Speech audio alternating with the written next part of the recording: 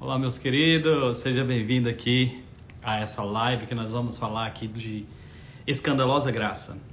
E eu estou aqui para convidar você a meditar nesse tema, a de fato experimentar aquilo que Deus tem para nossas vidas, né?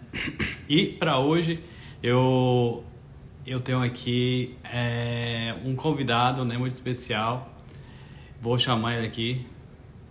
Ele é um pregador da graça, né? O nome dele é Pablo Henk.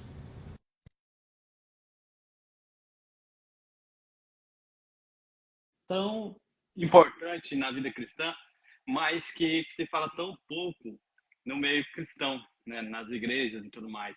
Eu considero que esse assunto é o assunto mais importante da Bíblia Sagrada. É o centro da Bíblia Sagrada. É o centro do Evangelho. É o que nós vamos discutir hoje, é o que nós vamos falar hoje. A graça, né? Eu chamei já o Pablo Rank aí, que vai estar com a gente, né? Não sei se ele aceitou aí nosso convite. Pablo Rank, ele é um jovem pregador da graça, e a gente vai estar aqui falando um pouco mais sobre esse assunto tão importante.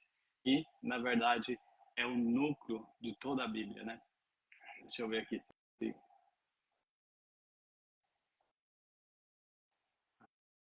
Ah, vamos de novo aqui.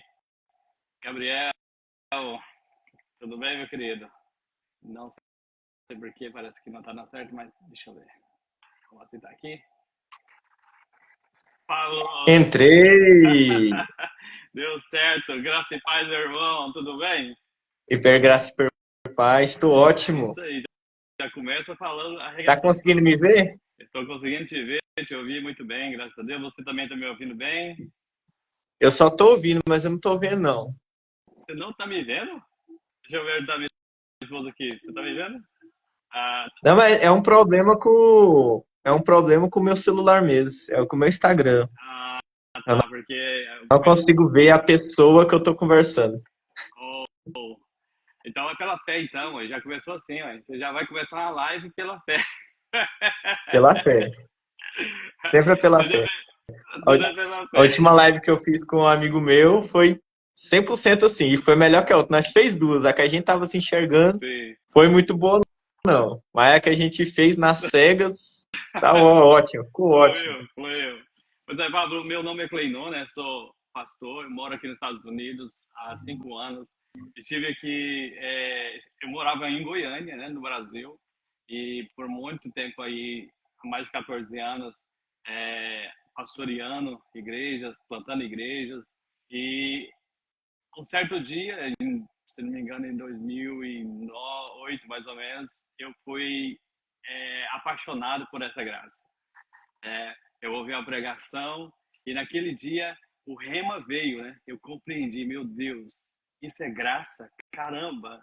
Ou seja, eu era cristão há muitos anos já era cristão há mais de 25 anos, mas eu tive um encontro de verdade com a graça naquele dia, aquele culto. Eu falei, caramba, há muitos anos eu estou andando, né, na igreja, estou frequentando, eu era até líder e tudo mais, mas ainda não tinha consciência dessa escandalosa graça. Então, só eu gostaria de, antes de nós começarmos a falar sobre a graça, que você se apresentasse, falasse um pouquinho de você, Pablo. Mas, claro, meu nome é Pablo Henk. Você foi um dos únicos que acertou o segundo nome. Já tá familiarizado, né? E em Estados Unidos o povo fala muito esse nome, é um nome muito comum aí, mas aqui não é tanto. Sim. E eu sou filho de Deus, chamado para anunciar a graça. Basicamente, esse sou eu. Amém, amém. Imagem e semelhança, é isso aí.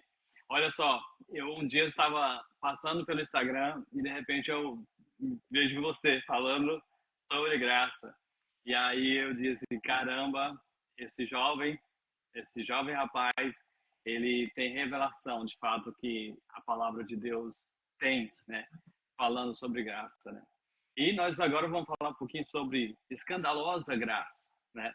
Por que escandalosa graça, né? Porque a palavra escandalosa, ou seja, o escândalo, né, o Pablo Henrique, vem no original de pedra de tropeço, pedra de tropeço, né? Ou seja, a graça, ela é escandalosa, ela é uma pedra de tropeço para os religiosos. Mas a Bíblia fala também, em 1 Coríntios capítulo 1, que a graça, o evangelho também, é loucura para os gentios. Ou seja, é escândalo para os judeus e é loucura para aqueles que não creem. Então, a gente vai estar falando um pouquinho sobre isso, né? Como, meu Deus do céu, isso pode ser escândalo e pode ser loucura. Como que a gente vai ter essa clareza do que é escândalo e o que é loucura? Do seu ponto de vista, Pablo, sobre esse tema, você tem algo a nos dizer, a trazer para nós aqui nessa noite? Sim, eu gostei bastante do tema que você colocou, né, sobre a escandalosa graça. E eu acredito que a maioria das pessoas que tem revelação do verdadeiro evangelho, da verdadeira boa notícia de Cristo, passou por essa experiência de ficar escandalizado, de achar que a mensagem da graça, do perdão de pecados, do favor imerecido é loucura. E com certeza isso escandaliza tanto quem um dia vai crer, está experimentando e vai crer, vai se render ao verdadeiro evangelho, e escandaliza, né, mais ainda aqueles que não abrem mão do legalismo, não abrem mão da justiça própria, não abrem mão do merecimento. Querem ficar ali aprisionados naquele sistema religioso que é natural, porque o ser humano ele é naturalmente religioso. Ele já nasce com a herança do conhecimento do bem e do mal. Então ele já tem a ideia de querer saber o que é certo e o que é errado, independente de Deus. Porque quando Adão e Eva comeram da árvore do conhecimento do bem e do mal, eles estavam falando: eu quero saber o que é bom e o que é mal, independente de Deus. Eu não quero ter um relacionamento com Deus para saber o que eu faço da minha vida ou não. Eu quero eu mesmo saber. Então, esse sistema já nasce com todo ser humano. Sistema de legalismo, de fazer para merecer. Eu faço o que é certo e tenho que receber algo em troca. Se eu faço o que é errado, então eu tenho que ser punido. Então, isso já é algo natural. O ser humano carnal, ele é assim. E a religiosidade é nada mais do que uma sistematização, uma organização dessa natureza humana carnal. O legalismo é nada mais do que a espiritualização da carnalidade. Então, todo mundo que ouve o evangelho do favor imerecido, do você precisa apenas do Espírito Santo para te guiar, para dizer o que você deve ou não fazer, você precisa apenas da graça de Jesus para se salvar. Isso escandaliza, primeiramente, o nosso intelecto e, segundamente, o nosso orgulho. Então, por isso que é um escândalo e parece uma loucura. E meditando nessa questão de escândalo, né, e isso fere aquilo que nós cremos como ser humano, que nós cremos sobre meritocracia, né?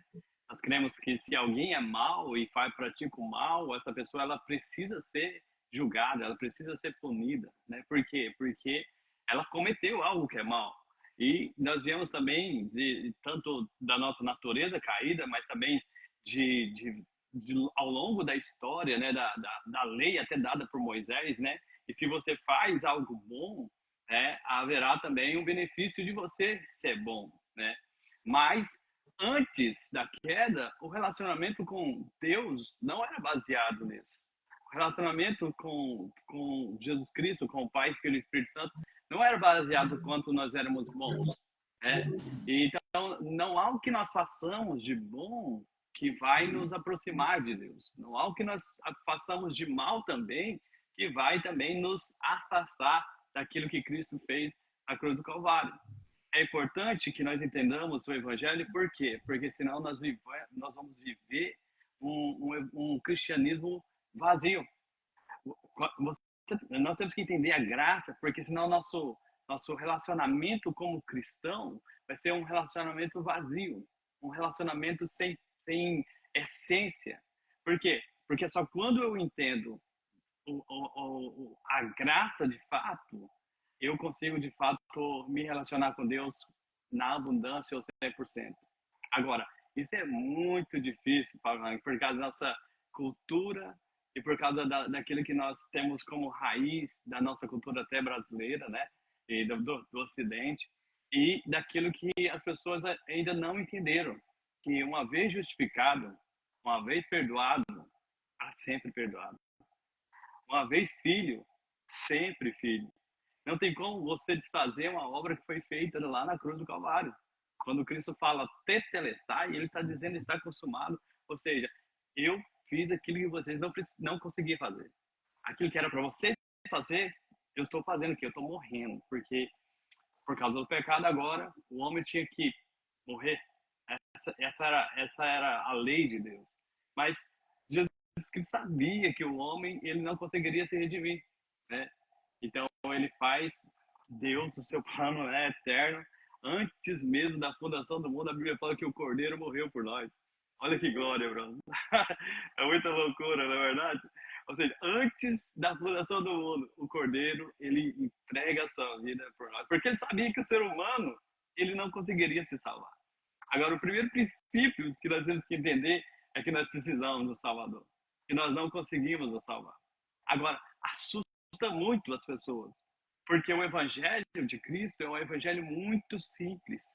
Muito simples. Concorda comigo, Pablo? Demais. A simplicidade do evangelho que assusta. Eu recebo várias mensagens assim. Eu comecei a te acompanhar, mas parece que é muito fácil. É muito fácil esse evangelho, não é difícil. Como assim? Tudo que eu aprendi, toda aquela complicação, como é que fica? Aí, normalmente, quando eu vejo que a pessoa está realmente querendo aprender, né? Ela está realmente com a dúvida verdadeira, eu só mando uma frase de Jesus, né? Aí, quando ele diz assim, meu fardo é leve, aí eu falo, Jesus está falando que o fardo é leve. Por que você acha que tem que ser pesado e complicado? Então, Jesus já deixou claro, o meu jugo é suave e o meu fardo é leve. Por que as pessoas insistem em querer colocar peso exagerado sobre a vida das pessoas? Jesus, ele repreendeu os fariseus por causa disso. Que os fariseus, eles colocavam pesos exagerados sobre a vida das pessoas. Então, as pessoas, infelizmente, hoje estão acostumadas com um farisaísmo moderno, com uma religiosidade, até cultural. Então, até mesmo um ateu, hoje na nossa cultura, inclusive aqui brasileira, ele é religioso, porque o pai dele é religioso, a avó é. Então, nós estamos numa cultura completamente religiosa e legalista, cheia de peso, cheia de fardo. E quando a gente compreende a simplicidade do evangelho, que o fardo dele é leve e o jugo é suave, tem algumas traduções que, quando vai traduzir o jugo suave, fala, o meu jugo é fácil, o meu ensinamento é fácil. Oh, yeah. Então, seguir Jesus não é para ser difícil, é para ser algo leve, fácil, prazeroso, que gera paz e alegria na gente. Foi Paulo quem disse que o reino de Deus não é comida nem bebida, mas justiça, paz e alegria. Então, você bem disse aí que a justificação não é feita de uma vez só. Então, quando a gente compreende a justificação, que é o ponto central, é o coração da boa notícia, é a justificação pela fé, é a salvação gratuita, é a justificação gratuita, isso gera o que em nós? Paz. E essa paz com Deus vai gerar o quê? Alegria. Então, Paulo está dizendo que o reino de Deus é o evangelho, porque o evangelho começa com você é justificado. E justificação basicamente é a salvação. Então, você é salvo de graça.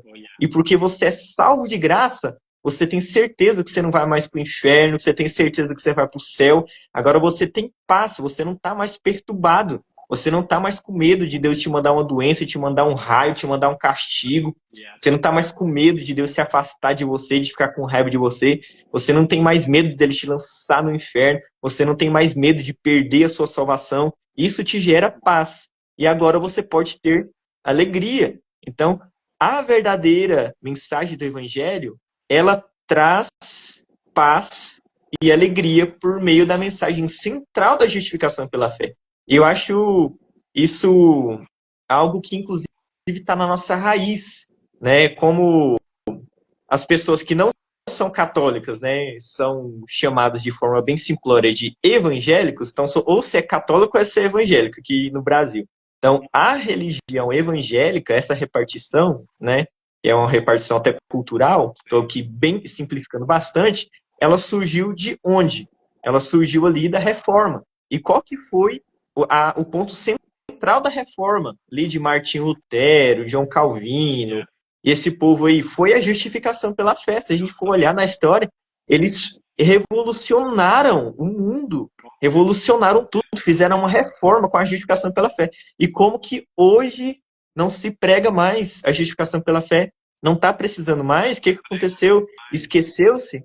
Ou estão precisando de outra reforma? Então, eu acredito que hoje está acontecendo novamente mais uma revolução, mais uma reforma da graça, voltando ao ponto central da justificação pela fé, que é o Evangelho. Martinho Lutero chegou a falar que a justificação pela fé é o coração da igreja. Se a igreja, eu gosto muito dessa frase dele, se você remover a pregação, a convicção e o estudo da justificação pela fé da igreja, a igreja inteira cai, desanda. Não existe igreja sem a mensagem da justificação pela fé, que hoje a gente sabe é o Evangelho. Então, sem o Evangelho, não existe igreja. Então, eu creio nisso. E essa clareza, Pablo, sobre o que é o Evangelho e sobre o que é graça, igual você falou, traz uma leveza de você se relacionar com Cristo, de se relacionar com o Pai. Por quê? Porque quando você anda pela lei, a lei nos fala de meritocracia, se você é bom, você é beneficiado, mas se você é mau, você tem problemas, né? Isso distorce a imagem de um Deus que é bom. Isso distorce a imagem de um Deus que ele não está olhando para você. Na verdade, ele está olhando para Cristo, para o sangue que foi derramado lá na cruz do Calvário. Eu lembro que antes de entender a graça e esse evangelho, eu, quando falhava na minha caminhada cristã, eu ficava muito mal e falava, meu Deus, e às vezes eu queria até afastar da igreja, porque, cara, como é que eu posso ficar na igreja, sendo que eu ainda estou praticando algumas coisas, sabe? Eu era um crente imaturo ainda, mas a acusação, sabe? A culpa vinha sobre mim assim, e eu falava, cara, eu não sou digno de estar na presença de Deus, porque Deus é um Deus santo, e eu ainda pratico, sabe, as coisas ainda erradas na minha vida, eu não sou perfeito, até que o dia que eu fui entender que o sangue de Jesus é que me cobre de todo o pecado. Na verdade, ele já resolveu o problema do pecado lá na cruz do Calvário. O pecado, ele nem existe, a força do pecado não existe para nós. Qual que é a força do pecado? A força do pecado é a lei. É a lei que é a força do pecado. Quanto mais eu foco, falo, não, eu não posso pecar, eu não posso fazer. Meu Deus, eu tenho que ser melhor, eu tenho que cada vez que eu foco em mim mesmo, menos eu sou livre do pecado, sabe? As pessoas elas se prendem no pecado, por quê? Por causa da lei, por causa da sua meritocracia, porque ela acha que precisa ser bom o suficiente para se relacionar com Deus. E aí a gente vê muitas pregações, igual você falou, Pablo, infelizmente a mensagem da graça, a mensagem do evangelho, aquela reforma que aconteceu lá em 1500, né, através de Martinho Lutero e outros homens, precisa ser refeita nos nossos dias de hoje. A mensagem da graça precisa ser anunciada. As pessoas têm que ter clareza do que de fato é o evangelho. O evangelho não é o homem tentando chegar a Deus. Muito pelo contrário. O evangelho é um Deus que amou o homem a tal ponto que veio ao encontro do homem. Esse é o evangelho. Exatamente. O evangelho é um Deus criando todas as provas para ir atrás do homem. Agora, quando pecamos, a Bíblia fala, né? Filhinhos, não pequeis. Agora, nós temos que entender o seguinte, que a questão do pecado ou não pecado é uma questão de natureza, não é uma questão de comportamento. Porque muitas pessoas se relacionam com Deus na questão de comportamento, mas, na verdade, é uma questão de crença. Se você crê errado, você vai ter atitudes erradas. Mas se você crê, de fato, no que a palavra de Deus diz, no que está escrito em Romanos, justificação, sabe? Aliança, remissão, sabe? Redenção, você tem todas essas coisas, principalmente justificação. Você entendeu justificação uma vez só, você fala, caraca, não tem como mais, não há mais condenação para aqueles que estão em Cristo Jesus. Não há o que eu faça que vai me separar do amor e da graça de Deus, sabe? Deus não vai me amar mais porque eu faço coisas boas, Ele também não vai me amar menos porque eu deixo de fazer. Essa é a graça, cara. Isso nos torna livre de andar com Deus. Caramba, eu posso andar livre com Deus. Eu posso viver livre com Deus. Por quê? Porque não depende de mim, já foi feito, está consumado. Isso é a graça. Agora, isso escandaliza aqueles que são religiosos. Porque as pessoas às vezes querem sempre um a mais. Não, mas peraí, não, só crer? Não tem que fazer mais nada? Como assim? Como assim? Eu acho que você lida também com isso sempre, né? Oi, Fábio, fala comigo. Sim. Eu vejo alguns pontos, né? Alguns motivos para as pessoas ficarem escandalizadas. Tipo, do ponto negativo. Algumas pessoas ficam escandalizadas por causa que elas não aceitam ter sido enganadas. Infelizmente, eu vejo que é até um pecado mesmo, o pecado do orgulho e da soberba. Porque tem pessoas lá, eu desde criança eu acredito assim, mas a igreja que eu me converti era assim. Aí a pessoa não aceita que tudo que ela viveu pode ter sido uma mentira. Ela pode estar sendo enganada. E ela fala, mas eu aprendi assim, é minha opinião, eu não mudo de ideia. Tem uma frase do Alessandro Vilas Boas, que eu gosto bastante, que ele diz, a busca pela verdade é uma constante, é uma... Na busca pela verdade, você tem que estar constantemente convencido de que você pode estar errado. Oh, yeah. Então, a gente precisa compreender que nós não temos todo o conhecimento, que pode ser que o que a gente aprendeu esteja errado. Mesmo que a gente tenha passado 40 anos, 50 anos, 10 anos, mesmo que a gente tenha se convertido em uma igreja que foi bom pra gente. Eu não estou dizendo que não é, né? Que tem aqui no Brasil, tem gente que defende até Universal. Mas lá no Universal eu me converti, eu aceitei Jesus. Ok, pode. Deus pode salvar pessoas em qualquer lugar. Dentro de qualquer religião, dentro de qualquer templo, qualquer sistema, Deus pode salvar e usar pessoas de todo tipo. Deus pode. Mas o problema é que a gente precisa entender que a gente pode ter doutrinas erradas. A gente pode. E a busca pela verdade é uma busca humilde de entender que a gente pode estar errado. E o principal ponto que eu vejo na dificuldade das pessoas se renderem, aceitarem mas meu pai me ensinou assim, a minha igreja me ensinou assim. E outra, mas então tudo que eu vivi tá errado? Então o que eu vivo hoje na minha igreja, na minha comunidade, tá errado? Então a gente não vive de verdade a boa notícia, o evangelho, as pessoas não conseguem lidar com a realidade e acabam negando o que elas veem claramente na escritura por conta de não querer assumir, não querer mudar, não querer se arrepender de fato. Porque arrependimento é uma coisa muito importante. Arrependimento é o quê? É mudar a sua forma de pensar. E é muito interessante porque na época em que a Bíblia foi escrita, né, o apóstolo Paulo escreveu, a palavra arrependimento era usada pelos exércitos, nas guerras. Então, quando um povo estava indo em uma direção, lá, os soldados estavam tudo indo em uma direção. Aí o general lá, o líder, falava metanoia, né? Tipo, arrependimento. Ia todo mundo fazer isso aqui, ó. E tava todo mundo indo para esse lado, eles iam para o outro. Então, era um giro completo. Então, metanoia significa mudar radicalmente a sua forma de pensar. Então, se você está indo por um lado, sua vida inteira, você precisa assumir. Nossa, realmente, se eu estou indo para esse lado aqui e está errado, então eu preciso me arrepender. Então, o que falta é justamente o que Jesus saiu pregando quando ele começou a anunciar o reino de Deus. Arrependam-se, porque o reino de Deus está próximo, é chegado. Então, o que impede mesmo as pessoas é arrependimento. Elas não querem se arrepender, não querem mudar a forma de pensar por um tradicionalismo.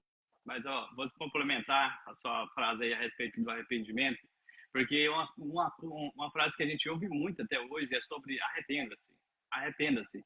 Mas não existe arrependimento sem mudança de conhecimento, sem mudança de mente, né? Aquilo que Paulo fala, né, em Romanos 12:2, né? As transformadas na renovação da vossa mente, que você acabou de citar aí.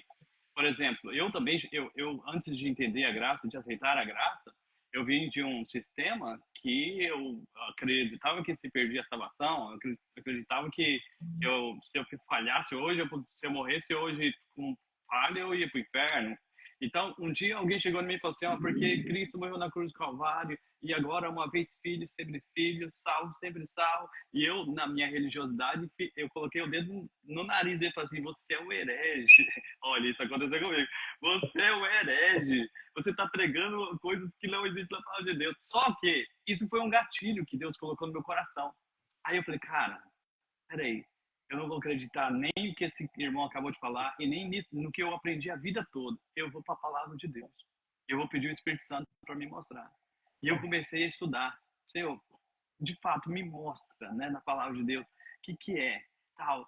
Aí eu lembro que alguns textos, eu li alguns textos, mas quando eu dei de cara com Efésios 2:8, aí eu falei, caraca, meu, de fato é isso mesmo, cara. Não tem como. Uma vez que você é nascido de novo, acabou.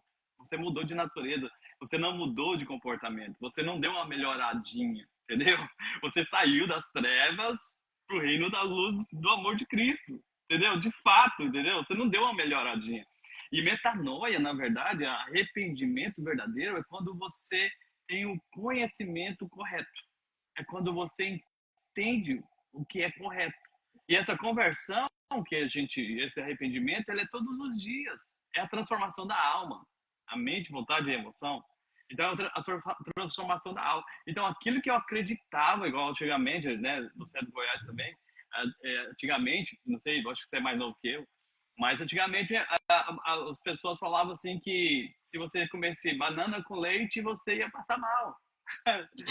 ou manga com leite, você ia passar mal. Ou seja, isso era uma crença que aquelas pessoas levavam. Até que um dia você fez uma vitamina de leite com manga e você falou, caramba, isso aqui é muito gostoso. Olha só isso aqui, meu. E não passa mal. Na verdade, isso aqui me dá prazer, me dá realidade. E o evangelho é isso, cara. O evangelho é que quando eu descubro, de fato, que o plano que está no coração de Deus, de salvação, de justificação, eu vou me libertando. Eu vou, de fato, experimentando aquilo que Deus tem para a nossa vida. Ter revelação é diferente do que conhecimento. E uma vez que você tem revelação, meu irmão, ninguém rouba de você. É um estalo no seu espírito, você fala, caramba, agora você pode ouvir o que for, que ninguém rouba de você. Eu queria mandar um abraço aqui para alguns irmãos que estão aqui na live. O nosso irmão André, né? Nossa irmã, minha esposa maravilhosa, Daiane Xavier, né? Irmã Ludmila, Fabinho, a irmã Pamela, a Jota Delícias aqui também, Samuel Menezes também, um abraço. É um prazer estar com vocês aqui. Nós já estamos recebendo aqui, né, nessa live. Eu vou estar fazendo lives aqui toda semana sobre graça, entende? Sobre graça, porque eu acredito que, assim como você, Pablo, eu tenho um chamado, sabe? Um chamado de despertar as pessoas. É a revolução da graça. Nós fomos chamados para a revolução da graça. Você sabe o que é legal? É que quando você fala da graça e as pessoas entendem, elas ficam apaixonadas. Falam, caraca, meu Deus, eu nunca tinha percebido isso, né? A minha esposa disse que a revelação vem quando você pede o Espírito e se abre. De fato é isso mesmo, né, Pablo? É uma das formas, é a mais eficaz. A mais eficaz é quando você fala Espírito Santo, eu quero entender. Aí você mesmo vai ler as Escrituras ele vai te falar o que tá lá. Mas pode vir de outras formas também. A minha não veio assim, a minha veio ouvindo pregações da graça, né? Que eu fui convidado para ir numa comunidade que só pregava graça. Nova aliança, graça, lei, graça, era só isso, mais nada. Aí eu fiquei ali uns 3 meses, aí me pegaram de jeito. Aí eu compreendi. Só que eu não aceitei de primeiro também, não. Foi difícil, porque eu era legalista. Aí eu fui, né? Eu até que aceitei de boa. Falei, legal, né? Bacana. Mas lá no fundo, deve ser assim, não, moço. Não é possível que eu vou pecar e não vou pro inferno. Não, não é assim. Deve que essa graça aí é legal, mas não deve que é assim. Então quer dizer que ninguém vai pro inferno. Mas em um culto, o pastor estava pregando sobre Hebreus 9 e 10, né? Falando do princípio do representante. Aí ali eu parei de olhar para mim e comecei a olhar para Jesus e nunca mais tirei os olhos dele.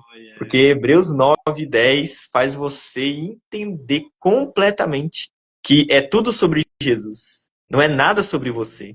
É ele que morreu, ele que pagou o seu pecado. Por causa que ele pagou o seu pecado, Deus esqueceu dos seus pecados. Deus nem lembra mais dos seus pecados. Nós fomos santificados de uma vez por todas. E o princípio do representante ainda diz que, né, para quem já conhece, né, a história, a cultura de Israel, o representante, ele era aquele que representava o povo diante de Deus. Então, se o representante era aceito, o povo era aceito. Se o representante era perfeito, o povo também era perfeito. Se o representante merecia ser abençoado, o povo era abençoado. Então, Jesus é o nosso representante. Ele merece ser salvo, então eu sou salvo. Ele merece ser abençoado, então eu mereço ser abençoado. Ele merece ir para o inferno? Não, então eu também não vou para o inferno. Então, a partir do momento que eu compreendi o princípio do representante, foi aí que eu tive certeza da minha salvação. Lembro desse culto até hoje. Então, as outras palavras, tipo Efésios 2:8, não me convenceu, porque, né, não me convenceu. Para explicar o que é graça, não me convenceu. O que me convenceu foi a raiz do meu problema. Eu olhava para mim. Então, tudo que eu fazia para Deus, eu olhava para mim. Será que eu estou merecendo? Será que eu vou fazer o suficiente? Será que eu vou conseguir obedecer para ir para o céu? Será o que eu estou fazendo? Então, eu tinha uma síndrome de eu mesmo. Era uma eu mesmice aguda. Então, o remédio para ser o meu eu mesmice, não é uma palavra que eu estou inventando aqui, era olhar para Jesus. E quando eu entendi que não dependia nada de mim, eu compreendi a graça, tive certeza da minha salvação e nunca mais parei. E esse é o maior mal da igreja hoje, na minha opinião, entendeu? É que a igreja ela não olha para Cristo, ela olha muito para si mesma. Ela quer se relacionar com Deus baseado nos seus comportamentos, nas suas boas obras, né? Na sua maneira de ser. Então, quando você olha para você mesmo, você não vai ter nada menos, nada mais do que culpa, né? Do que você vai se ver como a mazela que um ser humano é, né? Mas Cristo não quer que nós olhemos para nós, né? Paulo ele até diz que eu sigo olhando para o alvo, né? Para o alvo que é Cristo, né? Por quê? Porque é assim que eu sou transformado, não é isso que a palavra de Deus fala? Nós somos transformados de glória em glória, fazendo o quê? Contemplando como por um espelho, né? A face do Senhor Jesus. Então, quanto mais eu contemplo o Senhor, mais eu me pareço com Ele, né? Aquilo que adoramos é aquilo que nós vamos parecer, sabe? E esse é o problema, cara. O problema é que a igreja ainda está perdida em si mesma. A igreja está perdida, infelizmente, né? A igreja está olhando para si mesma, né? Você tá usando fone, porque o pessoal já é a segunda vez que fala que o áudio está um pouco baixo. Mais alguém o áudio está baixo? É o áudio de quem? É o meu ou do pastor? Deixa eu ver se eu colocar os dois, talvez dá certo. Melhorou? Melhorou? Eu acho que se tirar o fone, eu acho que fica melhor, porque aí o áudio fica só do celular. Tá, vou tirar, vamos ver como vai ficar. Melhorou? Melhorou. Aqui pra mim melhorou também. Então tá bom. Era o Então, eu ponto. acho que o mal, a raiz da igreja, do mal da igreja, é esse relacionamento olhando para si mesmo, antropológico, né? Olhando para dentro de si, olhando para suas falhas, na verdade, né? Então, é importante que a igreja entenda que é Cristo em nós, é Cristo em nós a esperança da glória, sabe? Não tem nada a ver conosco, não tem, nem a obra que nós fazemos é nós fazemos, entendeu? É Cristo em nós, é Ele, eu edificarei a minha igreja, sabe? Ele disse, eu edificarei, essa responsabilidade é dele, sabe? Então, nós somos apenas um corpo, né? Um pedaço do corpo, ou seja, nós somos aquele, ele é o cabeça e nós somos o corpo, né? Então tudo é graça, tudo é favor, sabe? Então nós temos que entender, e isso escandaliza demais as pessoas. O que escandaliza? Caramba, meu, como pode é, a, uma pessoa, um pecador, melhorou, né? Beleza, bora. Como pode Deus aceitar uma pessoa tão mal, né? Isso a gente vê muito, por exemplo, a gente tem, como evangélico, como religioso, nós queremos nos colocar numa caixinha e separar aqueles que não se parecem com a gente, né? A gente quer desprezar aqueles que não se parecem com aquilo que eu creio, com aquilo que eu imagino, né? E a gente começa a desprezar as pessoas ou até mesmo as outras religiões porque não se parece com. Mas na verdade o evangelho não fala de religião, o evangelho fala de Cristo, né? Cristianismo não é religião. Cristianismo não é religião. Cristianismo é viver o estilo ao qual Cristo vive. Não é verdade?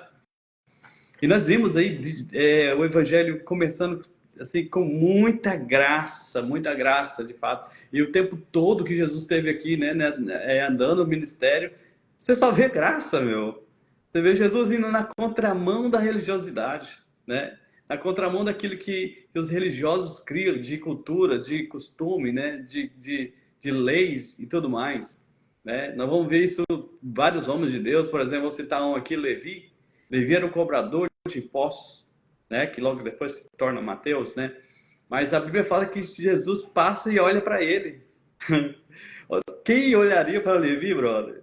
A função de cobrador de impostos era equivalente a um assassino, ao pior dos piores naquela época, né? Porque quem cobrava os impostos ali eram judeus trabalhando para os romanos, né? E não só trabalhando os romanos, porque os romanos colocavam uma taxa ali que os romanos queriam arrecadar, mas os judeus que trabalhavam ali como cobradores de impostos colocavam ainda mais um pouco ainda, roubavam mais um pouco ainda. Ou seja, esse tipo de gente era odiado entre os judeus, sabe? Era como um assassino entre os judeus. Aí Jesus olha para Levi.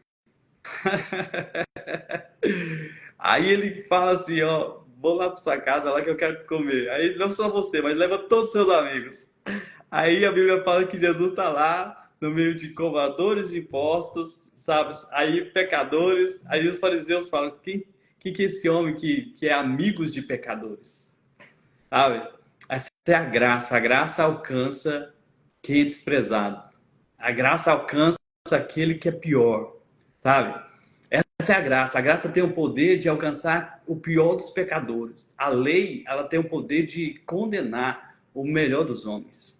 Mas a graça tem o poder de justificar o pior dos pecadores. Então você vê Levi, cara, ali, um contexto de Levi. Se a gente for citar também, o próprio apóstolo Paulo, né, Paulo? Caraca, O próprio apóstolo Paulo, que ele era fariseu. fariseu. E além disso, o seu zelo era tão forte que ele matava as pessoas. Ele era assassino, sabe? Parece que meu áudio está replicando. Não, tá bem aqui, pra mim também. Tá replicando para vocês quando eu falo, gente? Para mim tá replicando aqui. É só falar que dá o eco. Não, aqui tá bem.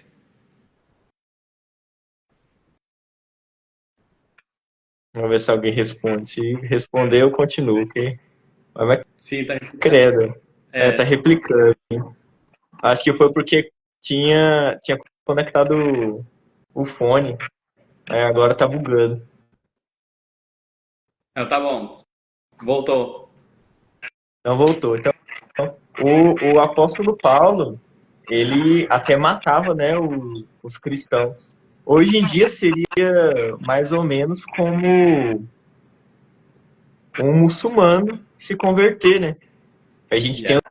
os muçulmanos como os terroristas, os que odeiam todo mundo, os que matam por causa da própria religião. Paulo era tipo um muçulmano, que matava quem pensava diferente. Era um zelo exagerado.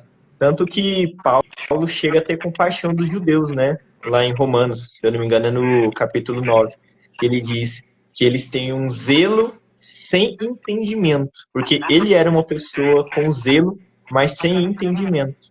Então, Oh, yeah. infelizmente, as pessoas que têm esse zelo, mas sem entendimento, elas matam as pessoas. E como hoje não se apedreja mais, né, não se prende por causa disso, elas cancelam, param de conversar, saem da igreja, falam mal, difamam, fazem memes de outras pessoas. Então hoje o cancelamento, o apedrejamento é diferente. Hoje ele é online, é cancelamento de reputação. Não é mais uma morte, né, literal. Mas para qualquer tipo de pessoa, a graça é de graça. Graça é justamente favor imerecido. Então, quanto menos você merecer, mais qualificado você é. Então, às vezes a gente esquece do sentido mais famoso da graça, né? Porque favor imerecido é o significado mais básico, mais simples. Oh, yeah. Claro que não é o significado completo da graça, mas é o básico. E se você já aplicar esse básico bem feito, se você fizer um arroz e feijão bem feito, você já acaba com muitos preconceitos, muita religiosidade. Por quê? A gente não vai mais excluir o igual. A gente vê os homossexuais como pessoas que não podem ser salvas pela graça. Então esse favor imerecido não é tão imerecido assim. Então você tem que merecer até certo ponto. Ah, um drogado, a graça não pode salvar. Então o drogado não merece, mas você merece. Então, você merece mais, então você já está colocando mérito aí. Yeah. Mas um divorciado está em adultério constante e vai para o inferno direto. Então, a salvação é baseada em casamento, em uma posição uma posição conjugal. Então, a graça deixa de ser graça quando a gente coloca critérios de merecimento. Esse pecado merece a graça, esse pecado não merece. Então, a partir do momento que a gente coloca mérito na graça, ela deixa de ser graça, porque graça é favor imerecido. Quando você coloca um ponto, você tem que merecer desta forma, já não é graça mais, já virou outra coisa. Então esse evangelho sem graça é uma desgraça, não tem graça. Então, infelizmente, as pessoas fazem assim, elas colocam critérios. Então, Paulo não poderia ser salvo, Levi não ia ser salvo, ninguém ia ser salvo, porque se não é pela graça, todo mundo está condenado, porque ninguém merece a salvação. E agora é importante, o Pablo, dizer o seguinte, que não existe graça sem lei. Porque é importante a gente entender que a graça, para nós entendermos a graça e ter revelação da graça, a lei é muito importante. O próprio Paulo fala que a lei é importante, ela é boa. Por quê? Porque ela é como um espelho que mostra as nossas mazelas. A lei, ela mostra que nós não conseguimos ser salvos por nós mesmos. A lei mostra que nós precisamos de um Salvador. Então, é importante a gente ter clareza da graça, tendo clareza da lei. Por quê? Porque a lei é boa para mostrar o quanto que eu não consigo me relacionar com Deus por mérito. Ela vai me mostrar que eu não consigo fazer uma ponte até Deus cumprindo regras e méritos. Agora é importante também entender que muitas pessoas até creem na graça, Pablo. É só, não, eu fui salvo pela graça. Tá escrito, entendeu? Nós somos salvos pela graça. Mas elas falam, peraí, tá bom, eu vou salvo pela graça, mas daqui por diante eu tenho que fazer a minha parte. Eu tenho que fazer o meu lado. Peraí. Nós somos salvos pela graça, mas também nós vivemos todos os dias sendo suprido por essa graça. Não há nada que nós façamos, meu irmão, que nós possamos alcançar a favor de Deus, a não ser pela graça. Esse é o problema. As pessoas falam assim, esse evangelho da graça é muito perigoso. Porque se você prega a graça, as pessoas vão querer ficar pecando. Vai falar assim, então tá bom, se eu sou salvo e se eu pecar eu não vou pro inferno, então eu vou pecar de qualquer jeito. Peraí. A pergunta é, você nasceu de novo? Porque Paulo vai falar no capítulo 6, agora por acaso que eu sou salvo para a graça, eu vou viver no pecado? Eu vou viver pecando? De maneira nenhuma, porque para o pecado nós estamos mortos. Paulo ele afirma isso no capítulo 6.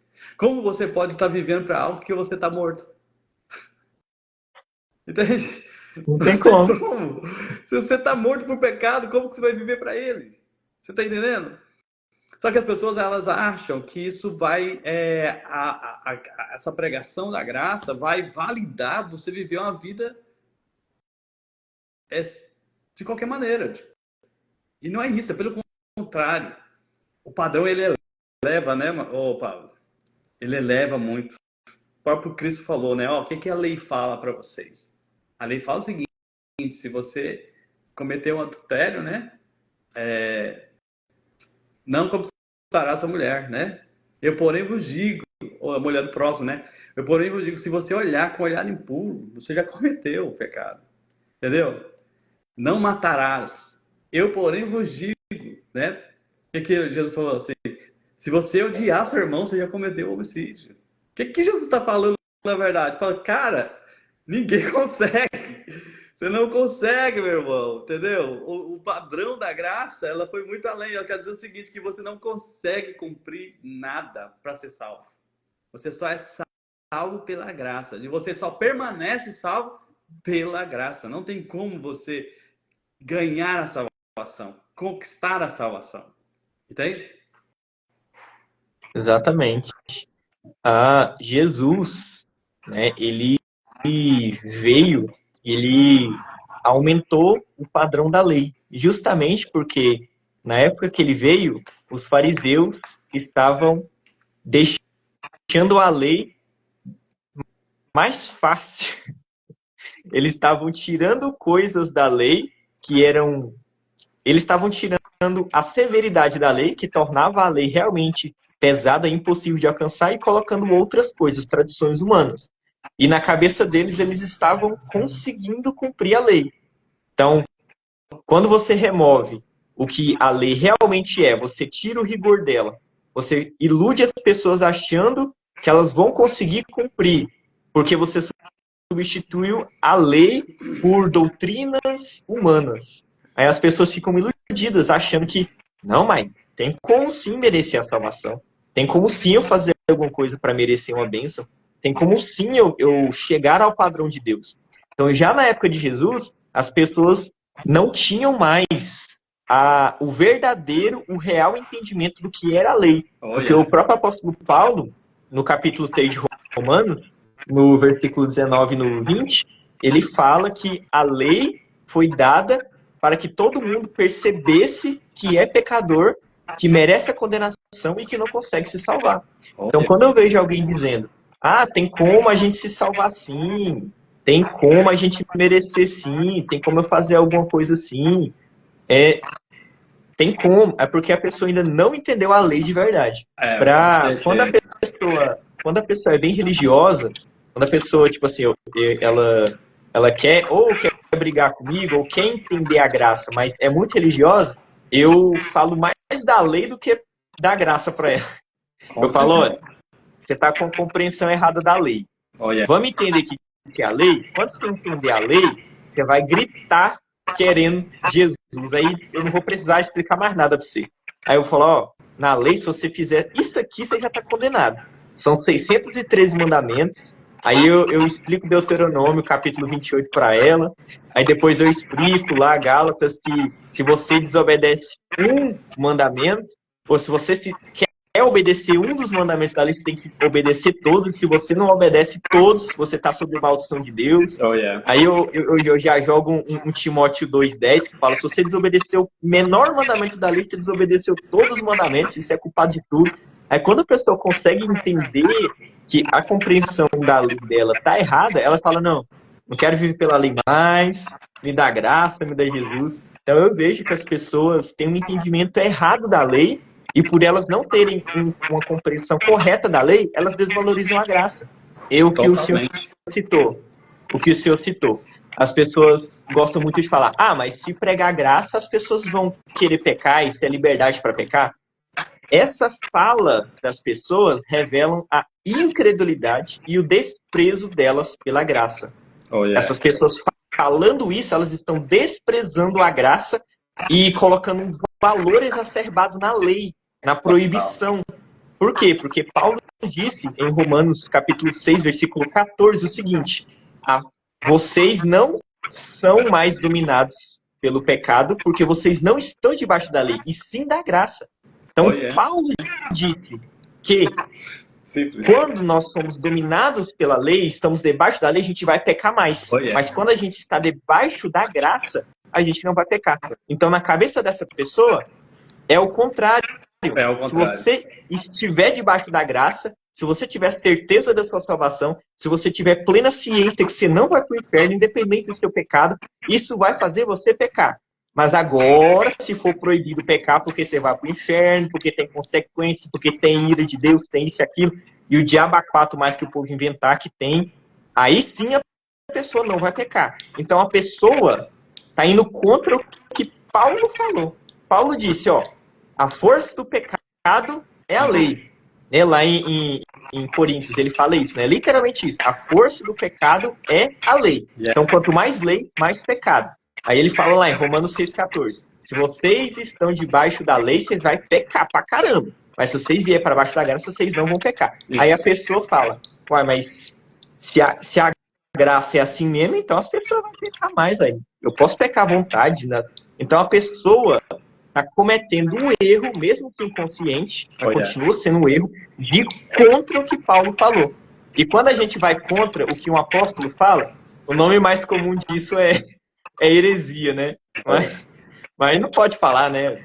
Não pode falar, porque né? Heresia é falar da graça. Uma vez que você é salvo, você não perde a salvação quando você peca, isso aí que é heresia. Mas a pessoa, ela que está falando heresia, porque ela está indo contra o fundamento estabelecido pelo apóstolo Paulo, que escreveu mais da metade do Novo Testamento, que deixou bem claro que quanto mais graça, menos pecado. Quanto mais lei, mais pecado. Mas isso, né? A pessoa precisa ter o coração aberto para compreender a graça. Porque o Espírito Santo não obriga ninguém a crer na graça. Ele é uma pessoa gentil, cavalheira, que oferece.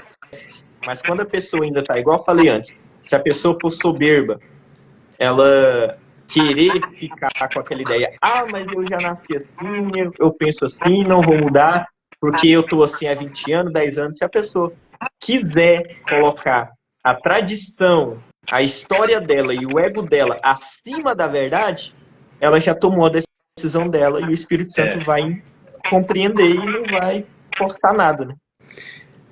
Agora, nós temos uma urgência, eu acredito que o Senhor está levantando pessoas para abrir os olhos da igreja, né? A respeito desse assunto, né? Igual você falou, né? Paulo é muito claro falando que a força do pecado é a lei. Se você vive debaixo da lei, você vai pecar. É inevitável, entendeu? Mas se você vive debaixo da graça, entendendo que uma vez perdoado, uma vez justificado, você agora é livre do pecado, você agora é filho de Deus, você se tornou filho de Deus, você agora vive numa liberdade que você não tinha, na verdade, né? Então, a igreja ainda precisa entender isso, né? Que não é o que eu faço, mas é o que Cristo fez, né? O meu descanso vem nessa certeza que Ele fez tudo. E essa vida de substituição foi lá na cruz, mas também era todo dia. Ela é todo dia. Eu me substituo, Cristo me substitui todo dia. Porque não é o que eu faça que vai agora me acusar diante de Deus. Deus não olha mais para mim. Tanto que a palavra de Deus fala em Hebreus, né? E tanto Isaías que fala que o próprio Deus falando dos vossos pecados, jamais me lembrarei. Olha só, um Deus que esquece dos seus pecados. Cara, isso é muito 10, top, mano. 17. Jamais me lembrarei dos seus pecados. Cara, isso é muita loucura, mano. Sabe? É muito massa, sabe?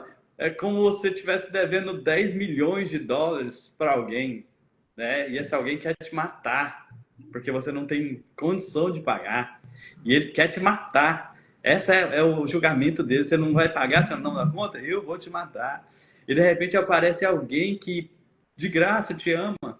E ele tem esses 10 milhões, ele vai lá e paga esses 10 milhões. Como que você lidaria com essa pessoa que te livrou da morte? Como é que seria seu relacionamento com essa pessoa que pagou a sua dívida? Olha, eu estou falando de dinheiro, mas é muito mais além. É a eternidade, mano. É estar ligado novamente com Deus. Sabe? Como que eu posso agora viver pecando? Sabe? Ofendendo a Deus que planejou me salvar, planejou me amar, me tirar daquela condição de pecador para me tornar justo. Em algumas pregações eu gosto de perguntar assim, quantos justos nós temos aqui?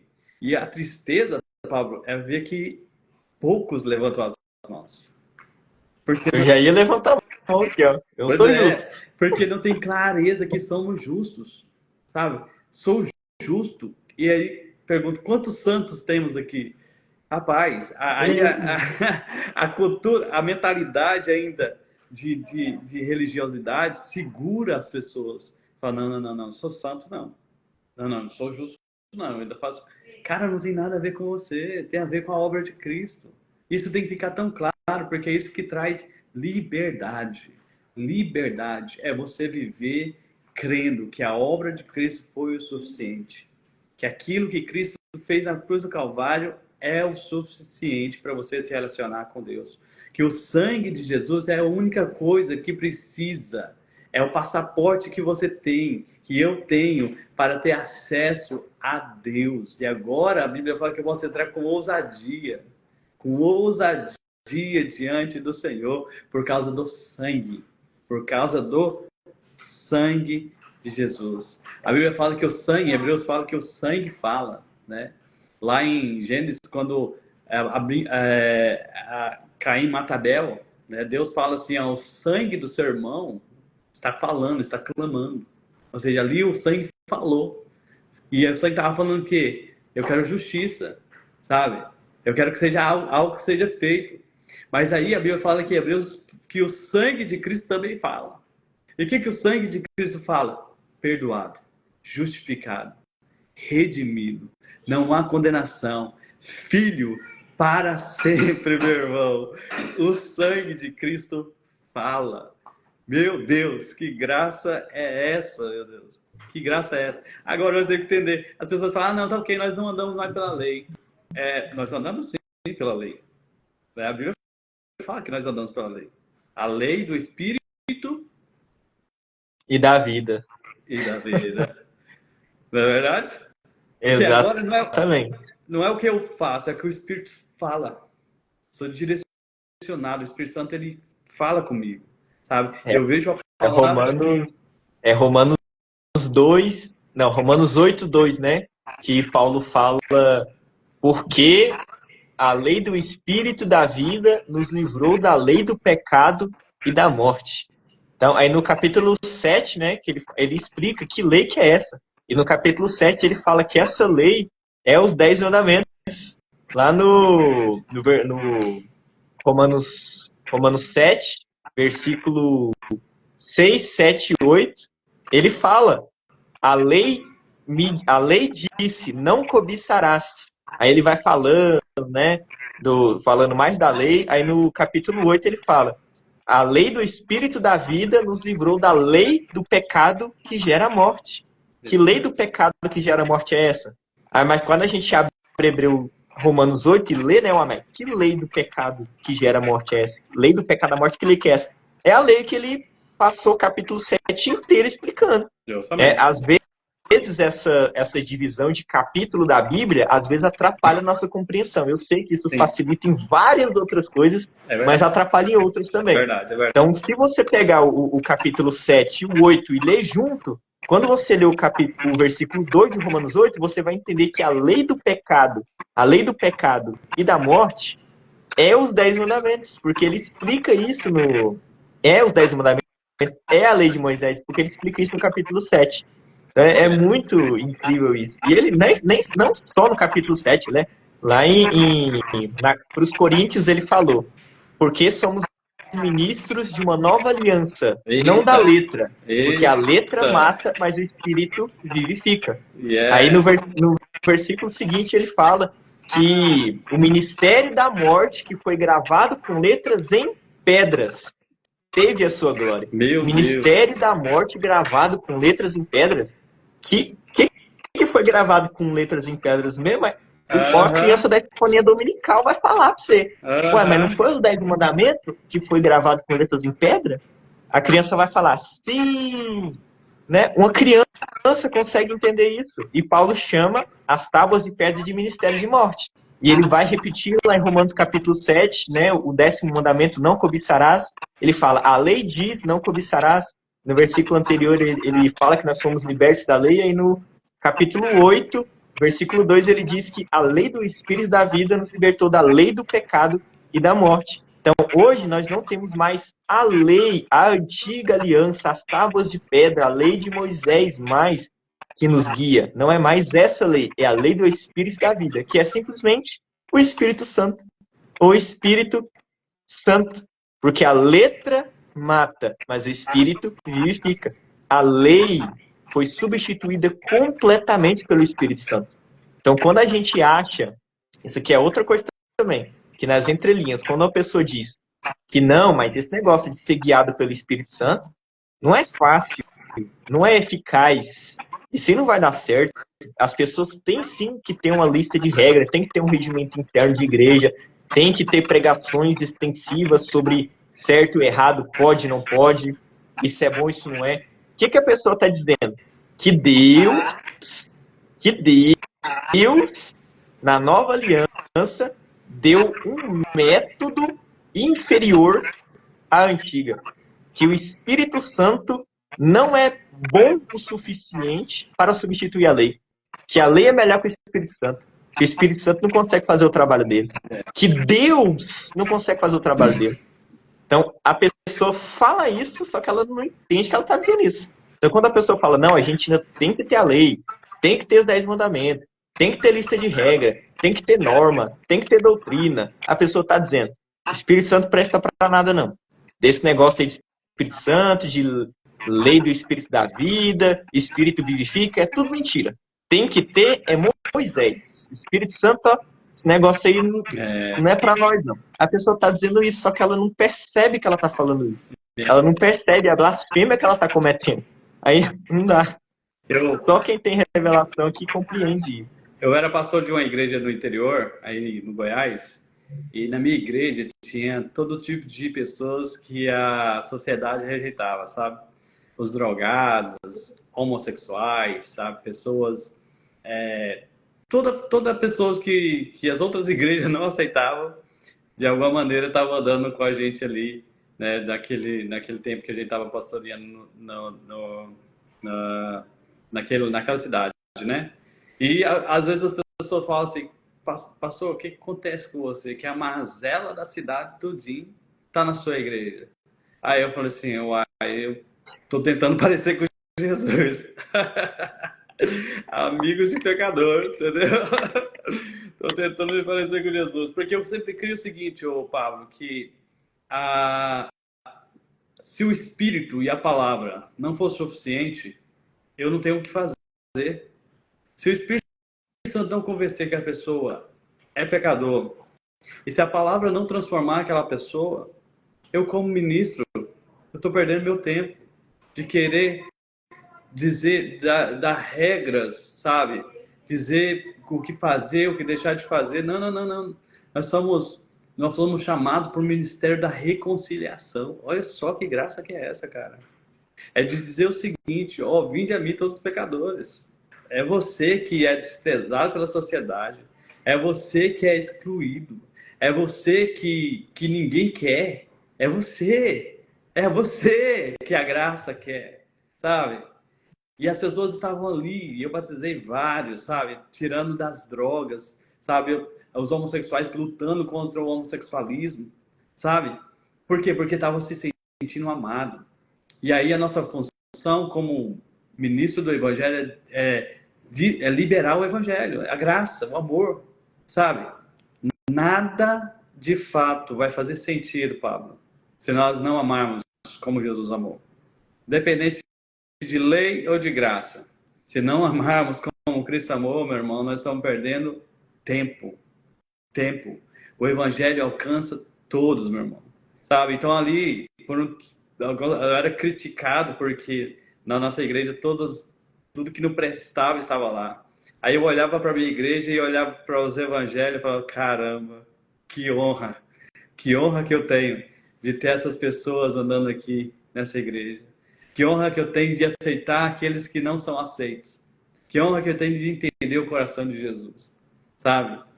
Esse é o evangelho. O evangelho é aceitar as pessoas como elas são. Agora, o evangelho é tão poderoso que ela não vai deixar as pessoas como elas são. Sabe? Tem um amigo meu, ele entrou agora na live aí, o Orlando Júnior, ele sempre fala o seguinte, ele é pastor também. Ele fala assim, se o Espírito Santo não convencer, eu não tenho interesse. E é de fato isso. Se o Espírito Santo não convencer a pessoa, meu irmão, não adianta, você não vai ter força para convencer ninguém.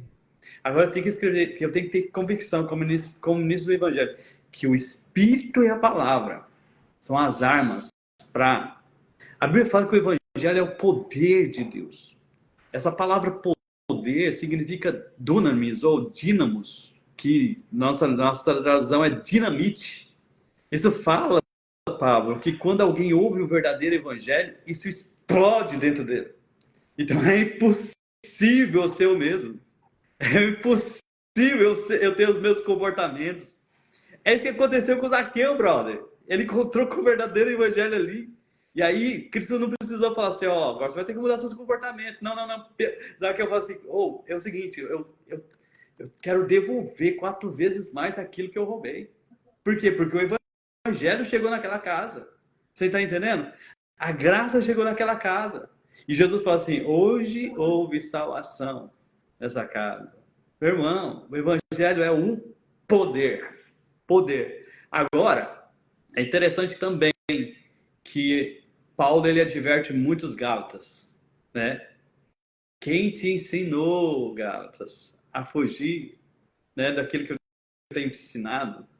Tá? Paulo ele ficou muito bravo porque ele deixa Gálatas lá compreendendo o que é o evangelho, que é a graça. De repente chegam os judaizantes e começa a falar, não, agora você tem que circuncidar, você tem que praticar as coisas da lei. Paulo fica muito bravo. Não. Você agora já é circuncidado pela aliança de Cristo Jesus.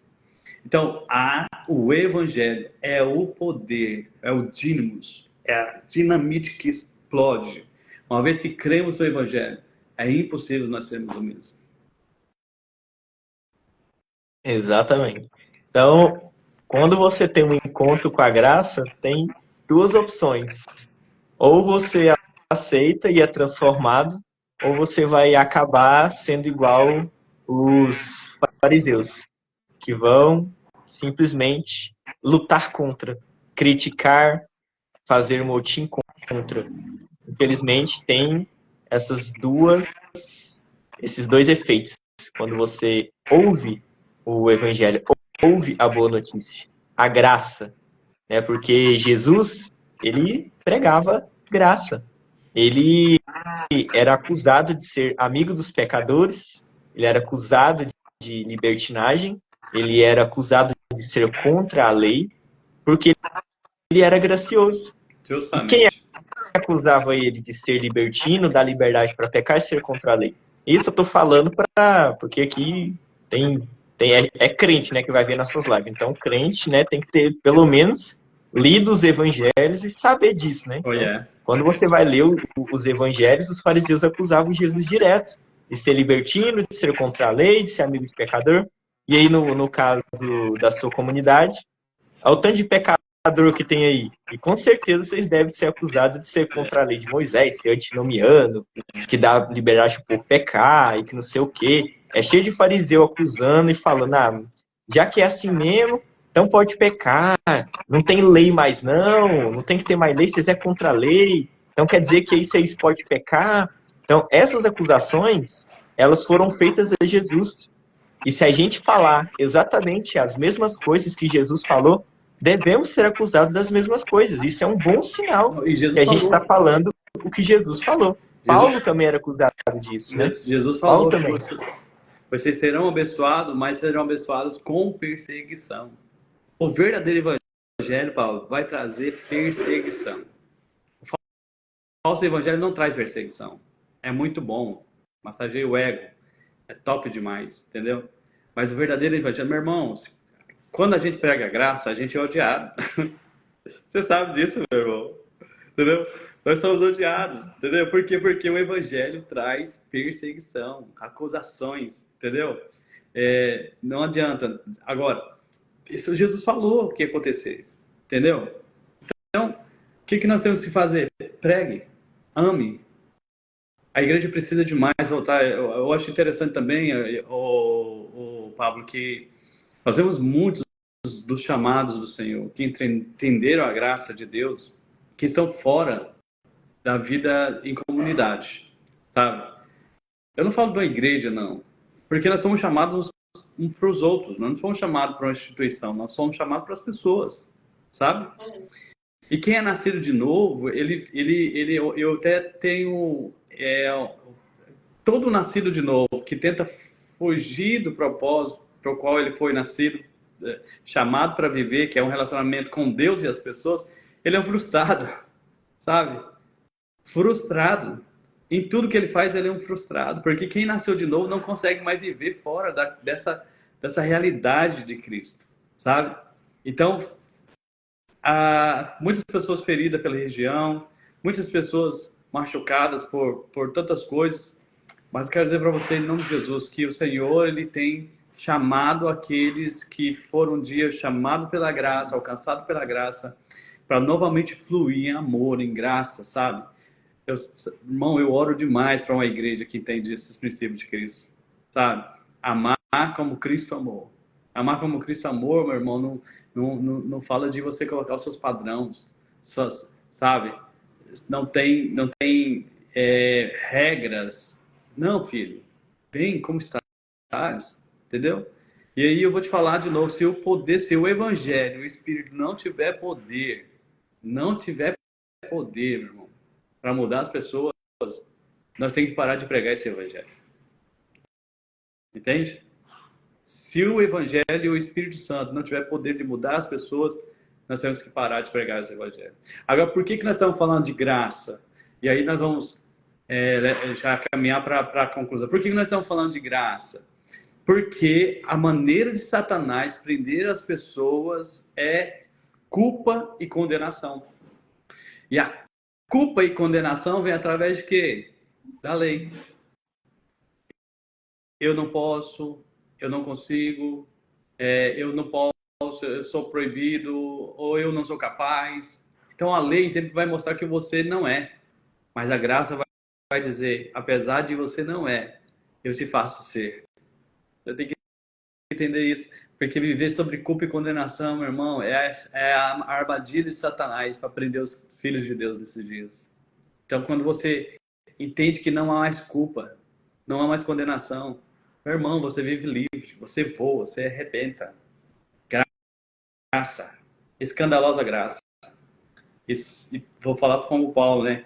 Somos os primeiros a entender que somos pecadores. E precisamos de Cristo todos os dias. Todos os dias. Oh, meu Deus! Que o Senhor possa nos dar graça para nós falarmos de graça. Né, Pablo? Exatamente. Paulo tem uma oração dele que é muito boa. Ele pede para... eu não lembro qual carta que é, mas ele escreve assim, ó. Orem para que eu tenha ousadia para anunciar as boas novas. Então, até anunciar as boas novas é uma capacitação de Deus. A gente não consegue falar com clareza se a gente não deixar o Espírito Santo agir em nós. A gente não consegue. A gente pode ter todo o conhecimento. E o conhecimento ele é importante, né? Porque a revelação, ela vem do Logos. Sem o Logos, não tem a revelação. Então, se você não tiver um conhecimento, o Espírito Santo vai convencer você do quê? Mas só o conhecimento, ele é insuficiente. Então a gente precisa... Olha quem, né, que está pedindo oração para ter coragem, para ter ousadia para pregar o evangelho. Paulo, o cara que era fariseu dos fariseus, que escreveu mais de metade do Novo Testamento, que era o mais... que tinha, tipo, o doutorado entre os apóstolos, era ele. O cara era fera demais, era um crânio. Ele era um crânio. E ele falou, orem para que eu consiga transmitir isso de forma clara e não sei o quê. Então, só a graça, só Jesus, só a graça pode nos capacitar a falar da graça, só o Espírito Santo pode nos capacitar a transmitir o conhecimento que a gente tem de forma que as pessoas vão compreender. Então, a gente não pode também se apoiar no nosso próprio entendimento, no tanto que a gente sabe. A gente também não pode se apoiar nisso, mesmo que isso seja importante e necessário. Você falou algo muito interessante aí, Pablo, que é muito perigoso para nós que falamos de graça. Eu vejo muitas pessoas que falam de graça e elas querem abrir os olhos das pessoas, mas elas acabam sendo arrogantes, sabe? Por quê? Porque eu tenho a revelação, eu conheço a graça. Mas às vezes, na hora de tentar convencer as pessoas, elas se tornam arrogantes. E as pessoas não querem ouvir nenhum arrogante. Por quê? Porque a pessoa fala, não, é pela graça tal. E aí ele vai transmitir isso de uma maneira de superioridade. Não, eu tenho a revelação, você não tem a revelação, sabe? E não é isso, cara. Todos nós já vi somos demais. Demais. Já vi demais. O cara quer falar sobre graça, mas o ego dele está passando por cima da graça, entende? Isso é muito perigoso, porque quem carrega a revelação, nós estamos carregando o poder, né? Então, igual a minha esposa acabou de falar, né? Para pregar a graça, tem que ter graça, né? Primeiro, eu acho que uma das fontes de pregar a graça é você entender que você é o principal alvo dela. Meu Deus, como pode Deus me alcançar? Como pode Deus me amar assim? Como pode o Senhor querer me usar nessa geração? Entende? Você entender, caraca, eu estou sendo alvo da graça todos os dias. Sabe? Aí sim. Isso é um legalismo, né? Eu gosto de chamar isso do legalismo da graça. Paradoxal. Eu vou explicar o legalismo da graça. Né, acho que a maioria que já deve ter experimentado isso, ou tem alguma tia, um avô, conhece alguém, porque nós tá no Brasil, é cheio disso. Uma determinada igreja não pode usar calça, não pode fazer tatuagem, não pode ter cabelo comprido, não pode usar chapéu, não pode um monte de coisa. Aí essas pessoas olham para as outras e falam, mas você não pode fazer isso, você está pecando, você é um inútil, nós aqui somos o certo. E começa a julgar, desprezar, ser arrogante, impor a visão dele sobre as outras pessoas. Ele começa a se sentir superior e melhor por um conhecimento que ele tem. E, sem querer, às vezes, essa pessoa que já está nesse contexto de legalismo, ela tem a revelação da graça. Aí agora, ela tem o conhecimento da graça, mas não tem um ato de graça. Então ela começa agora a subjugar as pessoas, se sentir superior às pessoas, excluir as pessoas e maltratar as pessoas por causa da graça. Mas você não está com o entendimento correto, você ainda está na lei, se é isso, se é aquilo, você tem um conhecimento limitado. Eu mesmo passo por isso. Tem pessoas que dizem, tipo, o Pablo não tem um conhecimento completo da graça e não sei o que, eu achei que você sabia alguma coisa. Ou seja, a pessoa concorda com 90% do que eu falo. Aí eu falo uma coisinha que ela não entende assim, eu já sou errado, eu já não tenho revelação, eu já sou inferior. Então, a gente precisa tomar muito cuidado para não pregar a graça sendo um legalista, para não fazer o legalismo da graça. As pessoas têm que ter o olho aberto até para pregar, até para falar da graça, porque ter um conhecimento intelectual é uma coisa. Agora, falar é outra. A gente precisa de graça para entender, graça para viver, graça para agir, graça para pregar. É graça para tudo. E às vezes as pessoas param só na metade. Eu já entendi. Agora eu vou continuar sendo legalista igual antes, só que agora eu tô na graça. Então eu vou julgar as pessoas porque elas não creem na graça. Eu vou me sentir superior e elas inferiores porque eu tô na graça e elas não. Yes. É isso aí. Já vi muito isso. Tem demais, né? E isso é muito ruim, né? Nós temos que... Nosso principal chamado, qual que é o nosso principal chamado como cristão? É expressar Cristo. Amar. É expressar Cristo. Na verdade, isso é chamado na teologia como o propósito eterno de Deus. Já ouviu falar? Já. Acho que está em Colossenses, né? E ele diz que nós fomos predestinados para ser a imagem de Cristo. Se não está em Colossenses, está em Romanos. Nós fomos predestinados a isso. Para que fomos criados? Para expressar Cristo. E o quê? Cristo é o quê?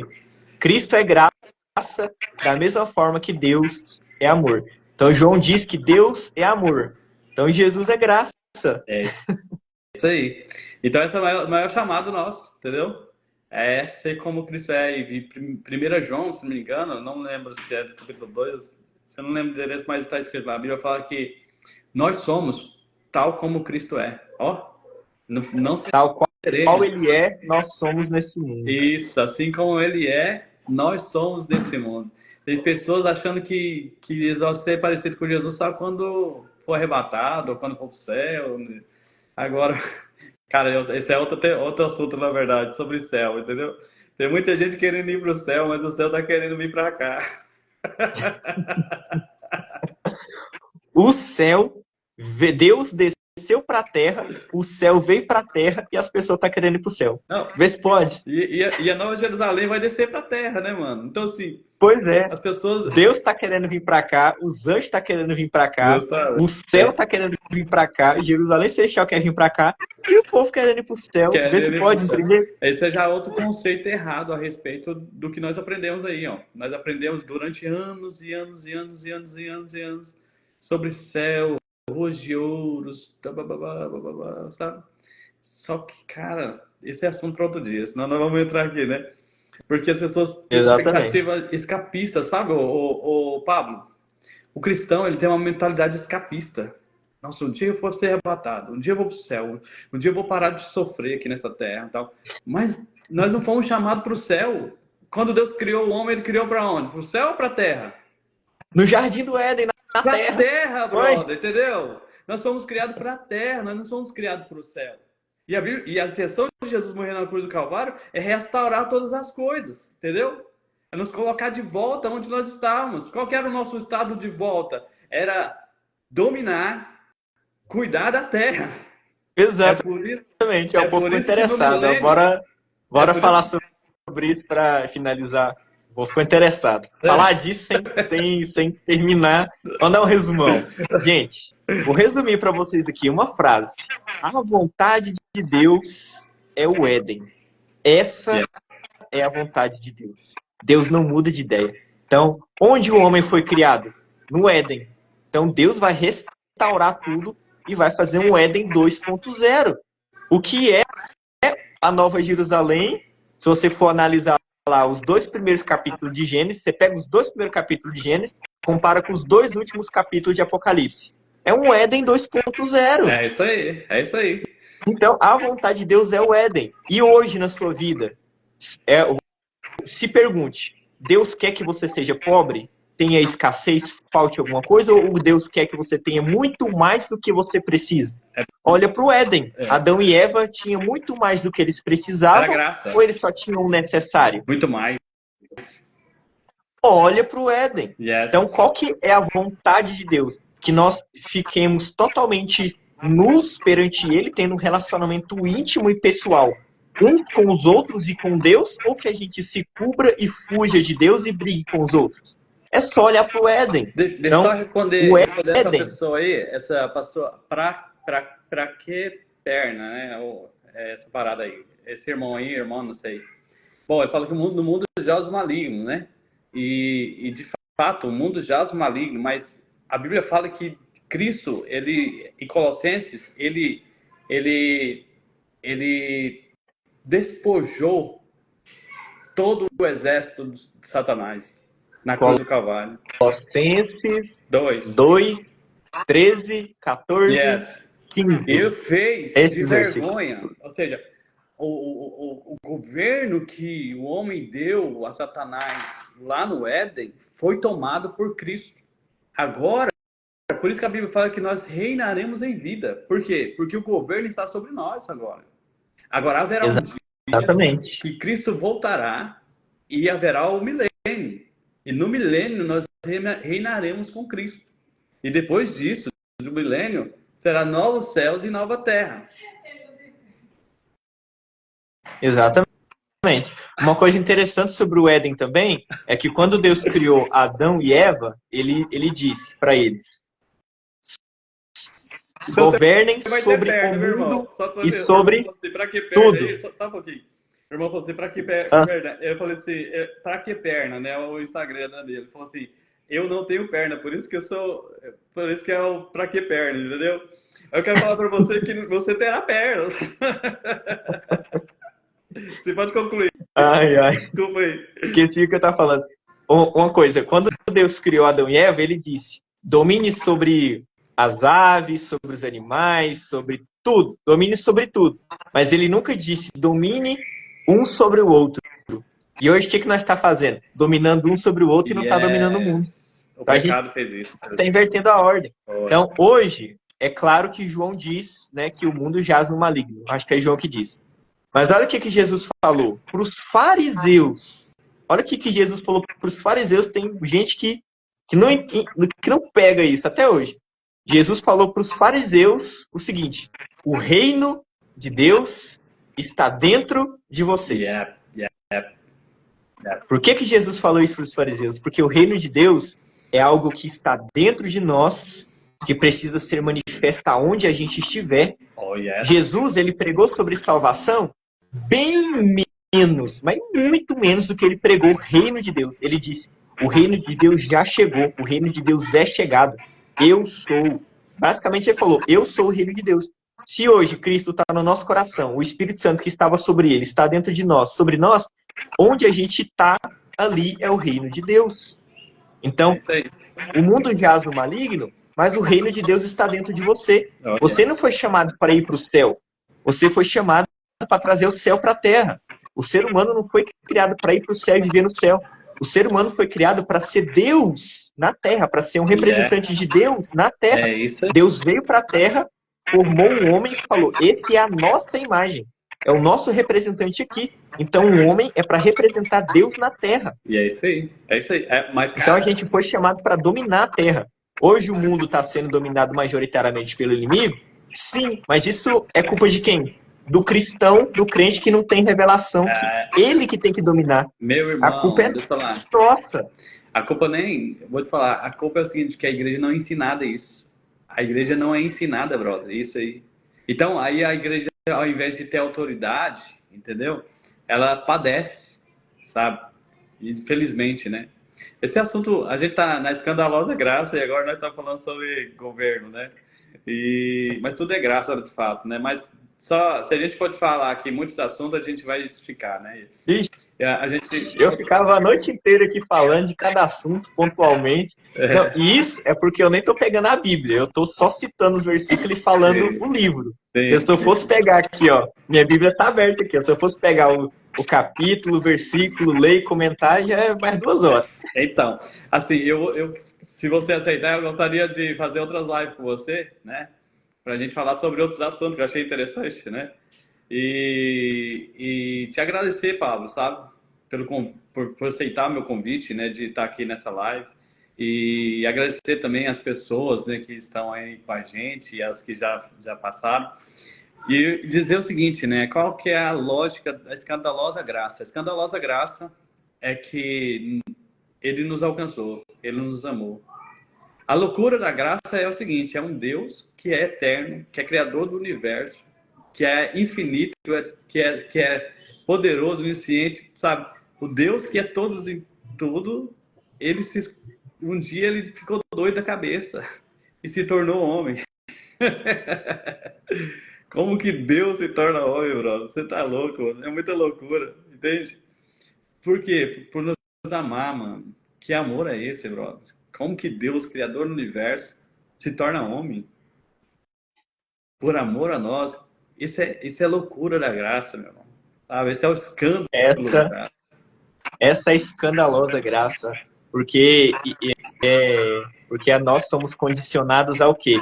Nós fazemos coisas para se tornar iguais a Deus ou alcançar o padrão de Deus. Toda religião diz isso, mas a graça não.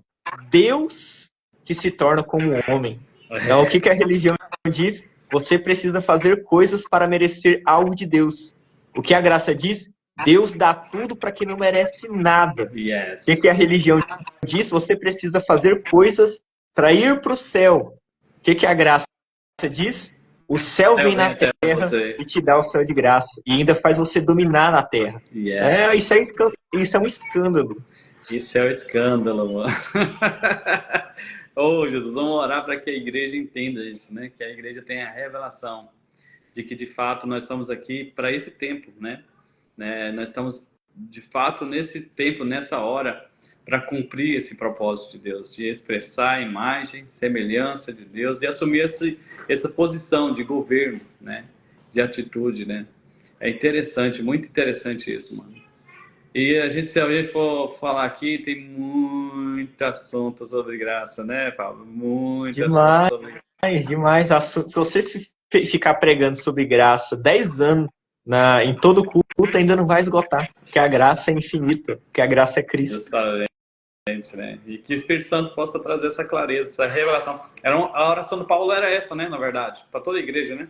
Eu oro para que vocês tenham revelação. Essa era a oração de Paulo. Que a igreja pudesse ter revelação. Por quê? Porque o assunto da graça, Pablo, não é algo que você simplesmente entende aqui na mente. É algo que você tem que ter revelação de dentro para fora, tem que queimar. É isso aí. Deus abençoe, meu querido. Muito obrigado por tudo. E espero que a gente possa ter outros encontros aqui, para a gente falar sobre outros assuntos. Vai ser um prazer. Muito obrigado por tudo, por aceitar meu convite. Que Deus te abençoe de verdade mesmo, sabe? Estou muito honrado por você ter aceitado aí, por ter compartilhado aí seu coração, a sua maneira de falar. Quando eu vi você, né, no Instagram, eu falei, caramba, esse rapazinho aqui, ele entendeu o coração de Deus. E isso, cara, nessa geração é muito importante. Homens que entendem o coração de Deus, né? Isso é muito, muito importante. Não acaba. O povo tá pedindo para não acabar. Mas, gente, daí já tá aqui vai completar 2h30. Não dá mais. Nós temos 1h30. Nossa! Então, me adiciona como cooperador. Vai acabar a live, aí vai falar lá, adicionar cooperador. Me adiciona lá como cooperador para a live aparecer no meu perfil também, para o pessoal conseguir ver depois. Ok, eu vou... Tomara que eu não erre com isso aqui, que eu não tenho muito costume, sabe, Pablo? Vai pela graça, o Espírito vai te guiar. Ok, eu saio da live e aí vai me perguntar algumas coisas e eu marco você e tudo mais, né? Minha esposa também me ajuda, ela é melhor nisso aí, ela domina mais essa área aí. Deus abençoe todo mundo que esteve com a gente, né? E vamos fazer mais vezes aí, né? Para mim foi muito bom estar com você aí. E se você quiser concluir ou falar alguma coisa. Eu só concluo falando hipergraça, hiperpaz e até mais. Isso aí. Falou. Próxima vez vamos falar sobre hipergraça, hein, mano? Pode vir. Ó, já tô pronto. Ó, já tô pronto. O quê? O Cauã Ribeiro perguntou lá pra... Cauã Ribeiro? É. Perguntou o quê? O que é salvação? O que é salvação? O que é salvação? Quer responder? Mas vamos deixar essa pra você. Vamos lá. Ó, salvação é Deus consertando a cagada que Adão fez. Romanos capítulo 5. Paulo escreveu assim: pelo pecado de um homem, muitos se tornaram pecadores e a morte reinou. Pela obediência de um só homem, muitos serão feitos justos. Então, porque Adão pecou, você já nasceu pecador e você já nasceu merecendo o inferno. Sem ter feito nada. Adão lascou a vida de todo mundo. Aí Jesus teve que vir e consertar a cagada que Adão fez. Então você, antes de você nascer, antes de você ter feito nada, você já é pecador pecador e merecedor do inferno. Você não fez nada para merecer o inferno. Salvação é o quê? Você não fazer nada também para merecer o céu. Então, quando Jesus vem, ele obedece no seu lugar e você, sem merecer, recebe a salvação. É isso aí. Porque a gente merecia o inferno, porque Adão pecou, Jesus vem, obedece no nosso lugar e agora a gente recebe a salvação de graça. Então, você ia para o inferno por culpa de Adão e agora você vai para o céu por culpa de Jesus. Basicamente, isso é salvação. É É isso ele aí. consertando, pagando o preço pelo nosso pecado. E o que que Então, você... quando Jesus vem, ele paga. Ele é o segundo Adão. Ele conserta a cagada que Adão fez e ainda paga os preços pelos nossos pecados. Então, a gente já nasce pecador culpa de Adão. Aí a gente ainda agrava isso pecando mais. Jesus, ele vem, coloca toda a culpa de Adão nele, coloca nossos pecados nele, e agora que todo o pecado foi pago, nós estamos salvos. É Basicamente, interessante falar. isso que é a salvação. Mas como é que você conquista a salvação? Romanos 10:9. Crendo. Crendo no seu coração que Deus os ressuscitou, Jesus Cristo dentre os mortos, e confessando com a sua boca. A Bíblia, uma vez que você crê no seu coração e que você confessa, você é salvo, né? E essa palavra salvação no original é sozo, entende? Não é só ser salvo do inferno. Sozo significa ser salvo da enfermidade, da maldição, sabe? De todas, da condenação. Então, sozo é ser salvo de tudo, ser salvo de todas as mazelas do inferno. Então, você é salvo não só uma vez. E aí, se nós for falar, porque existe a plena salvação. Você foi salvo, você está sendo salvo e você será salvo. 3 tipos de salvação. Então, essa palavra sozo, que é traduzida como salvação, ela é muito ampla. É igual a palavra paz, Yes. que é o shalom. Então, o sozo significa salvação, prosperidade, saúde, em todas as áreas da sua vida. Então, se você pegar só essa palavra sozo, ir nos léxicos, ir no Strong, ir no original, pegar dicionário bíblico e ver o que significa essa palavra sozo, Yeah. você vai ver que salvação é muito mais do que ir para o céu, do que ser livre do inferno. Então, mas isso já é... Nossa, isso dá umas 5 horas só de Na explicação. próxima live nós vamos falar sobre plena salvação. Eu estou salvo, fui salvo, estou sendo salvo e serei salvo. Agora deixa eu só responder aí Só pra responder o perna aí. perna. Pra que perna? Ó, a Bíblia fala o seguinte, né? Que você crê no coração e confessa com a sua boca. Ele é a pergunta. Não, só porque ele falou o seguinte. Não necessariamente precisa de confessar, só crer já basta. Ele fala, não necessariamente precisa confessar, só Cristo já basta.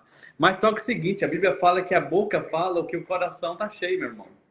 Você tem que entender o seguinte, essa confissão, ela não é só uma vez, é a minha vida. Entende? Eu confesso a Cristo todos os dias, meu irmão. É o que quer no E a meu Bíblia coração. fala crer com o coração e confessar com a boca. Não Sim, é só crer. essa é crer e confessar. Mas essa confissão, ela é um resultado daquilo que eu creio. Se eu creio, Sim. eu vou confessar. Eu vou Eu querer acho falar que para todo mundo. quem que comentou isso, eu vi o comentário. É pra que É porque, perna. tipo, realmente não precisa confessar, né? Não é eu creio em Jesus, eu aceito Jesus, ele é meu salvador. Isso não vai te salvar, né? Porque, tipo, imagina uma pessoa que não pode falar. Ela só escuta. Ela vai ouvir o evangelho, ela vai crer, mas não vai falar. E ela vai pro céu, se ela não for curada, né? Se não tiver ninguém ali com fé e ela não for curada, ela vai pro céu. Então, acho que é isso que ele estava querendo dizer. Não necessariamente Não, claro. o falar, né? Mas o Não crer. é questão É uma de coisa falar. bem pontual. É que aquilo que a sua vida vai falar mais do que as suas palavras. Sim. Entende? Cara, agora o povo lançou um monte de pergunta aí. Eu acho que é meio difícil, né? O homossexual Não, só as pode ir à perguntinhas igreja bem mesmo pontuais. sem arrepender do pecado? Claro que pode. O homossexual, o justo, o mais santão, todos eles podem ir sem se arrepender do pecado, porque não é a igreja que vai transformar a vida das pessoas, é o evangelho. Então, se as pessoas ouvir o verdadeiro evangelho, o evangelho vai alcançar o coração dela. Sempre bem-vindo. Eu não ouvi a pergunta do arrependimento. O arrependimento? Você falou e agora do arrependimento? Eu não ouvi. Do arrependimento? Sim, Não. você falou do arrependimento. Ah, tá. O homossexual pode ir à igreja mesmo sem arrepender do pecado? Lógico, deve. Qualquer pessoa deve ir a Jesus, ir em uma comunidade local, mesmo se eu tivesse arrependido. Imagina se precisasse arrepender de todos os pecados para ir para Jesus. É a mesma coisa de eu me curar em casa. Não, eu vou me curar de todas as minhas doenças, aí depois eu vou no médico. Lógico que não, hein? Você tá com algum pecado aí, vai para Jesus logo. É ele que vai te curar, ele que é o médico. Ok, agora ela falou assim, porque eu deixei de confessar por isso, porque eu não arrependia do pecado, aí parei de confessar. Bom, a sua confissão Gislaine, vai estar envolvido muito naquilo que você realmente crê. Se você não parou de pecar, é porque de fato você ainda não compreendeu a verdade, o que o Pablo até falou agora, entendeu? Eu não quero de maneira nenhuma lançar nenhuma condenação. Só quero dizer para você que é muito importante entender o quanto você foi amada, o quanto você foi resgatada por Cristo, o quanto que o poder do sangue de Cristo tem sobre você. Por quê? Porque o arrependimento, ela é um fruto de você entender o quanto você foi alvo do amor de Deus. Então, a palavra de Deus fala que eu só consigo amar a Deus porque Ele me amou primeiro. Então, quando você tenta parar de cometer pecado por si mesmo, você não vai conseguir. E se você não tentar conseguir, o que vai acontecer? Condenação e culpa. E o que acontece com condenação e culpa? Você se afasta da presença de Deus. Você se afasta dos ambientes que podem te levar para perto de Deus. Então, eu quero dizer para você o seguinte, não importa se você se arrependeu ou não. Você não tem que focar no que você se arrependeu. Você tem que focar no amor de Deus. Porque o amor de Deus é que vai constranger o seu coração e que vai transformar a sua vida. Amém? Exatamente. Estão perguntando aí o que é a nova terra. Gente, a nova terra é simplesmente a restauração dessa. Deus vai restaurar essa terra, vai fazer uma nova terra. Não é que ele vai criar outro planeta, não, ele vai restaurar esse. É só isso. É isso aí. Nada mais que isso. Essa questão do eu parei de confessar porque eu tô pecando, gente, a nossa confissão é baseado na palavra de Deus. A palavra de Deus diz que nós somos justos, que nós somos santos, que nós somos amados, que nós temos graça para vencer o pecado. Uma das armadilhas de Satanás é fazer que a sua confissão seja baseada na sua experiência. E não a sua experiência se adequar à sua confissão, à palavra de Deus. Se a Bíblia diz que você é justo, no momento que você pecar, você confessa. Eu pequei aqui, mas eu continuo sendo justo. A graça de Deus está sobre mim. Isso. E esse pecado não vai mais fazer parte da minha vida. Isso. Se todas as vezes que você pecar, você não mudar a sua confissão, você continuar dizendo que a Bíblia é mais verdadeira que a sua experiência, que a realidade espiritual é mais verdadeira que a sua realidade, que você está vendo, que a sua realidade visual, não vai ter outra chance a não ser, o pecado não vai ter outra chance a não ser bater em retirada. Olha para você ver. Vamos lá para a lei da primeira menção. A fala na Bíblia, a confissão na Bíblia. Lei da primeira menção é uma das regras de hermenêutica que a gente usa para interpretar e tal. É mais tem de exegese, hermenêutica. A primeira vez que Deus fala, que a palavra fala é feita na Bíblia, é explícita na Bíblia, é Deus falando haja luz para um lugar que só tem treva. Haja luz, mas só tinha treva. Ou seja, a nossa fala não deve ser de acordo com a realidade, com o que a gente está vendo. O que a gente fala é o que a gente quer que seja. Então Deus falou, haja luz. Se Deus fosse falar o que ele estava vendo, o que ele estava experimentando, ele ia falar, nossa, que breu, que treva, nossa, tá escuro, né? Mas Deus não falou isso. Então, seja como Deus, imite a Deus, fale o que a palavra de Deus diz. Toda vez que você pecar, você diz, eu sou justo, eu sou santo, eu tenho que falar o que a Bíblia diz. Yes. É isso aí. Só isso. Não deixe de confessar, de declarar a palavra de Deus por causa das suas experiências. Declare a palavra de Deus apesar das suas experiências e a sua experiência vai se adequar à palavra de Isso Deus. aí, justamente isso aí. A sua confissão vai moldar o seu ambiente e tudo mais. A Gislaine está perguntando aí, né? Bom, Gislaine, eu vou te falar aqui para você. Você quer falar, Pablo?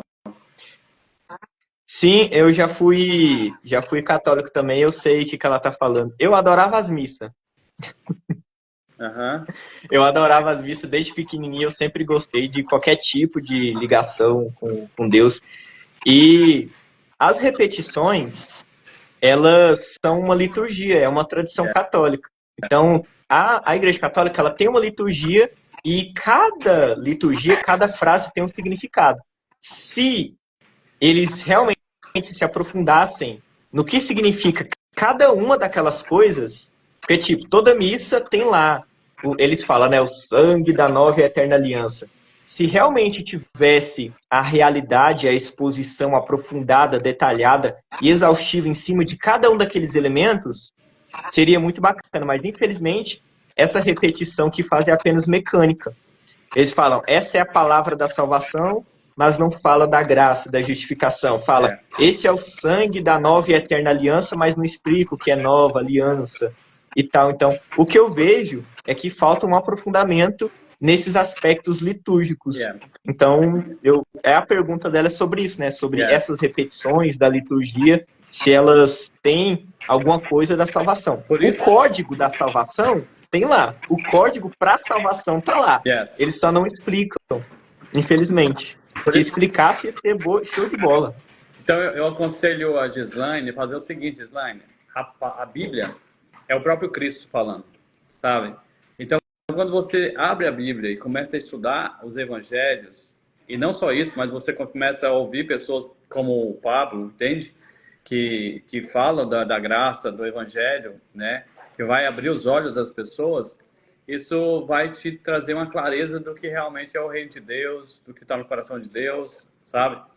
Então, eu aconselho você a ler a Bíblia e a começar a assistir vídeos do Pablo e de outros homens de Deus que realmente têm um conhecimento a respeito desses assuntos, tá bom?